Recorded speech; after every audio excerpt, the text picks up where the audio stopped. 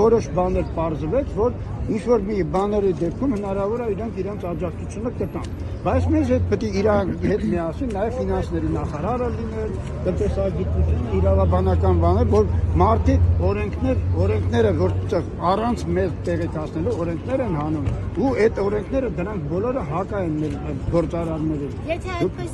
այդպիսով կարող է բյուջեն լցնել, ինչի՞ չանեն, որ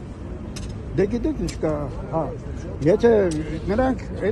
իրոք դուք շատ ճիշտ եք ասում, որտեղ եթե դուք ես վերջի անգամ օրենքը դուք երևի տեղյակ եք, ինչի համար է, որ եթե տուգանքների բանի դեպքում, ուրեմն առաջ մարդիկ կարային խոսքի օրինակ մինչև 24 թիվը կարային դատարան տային, դատարանը մի որոշ ժամանակ մի քանի տարի դատը պետքա քննարկեր, բանաներ նրանց հետո մինչև եթե արդարացված է ասում, եթե չէ, պետքա այդ ժամանակ դա տևում է մոտավորապես 5-ից 7 տարի։ Հիմա դուք նայեք ինչ օրենք է հանել։ Այս օրենքը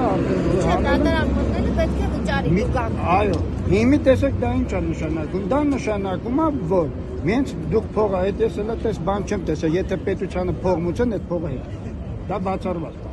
Հիմա մնացած է, ու այս վարիանտով դուք կտենաք մի քանի օր կարելի ասել կամ մի քանի ամսվա ընթացքում կսկսեն մասսայական տուգանման երևույթները,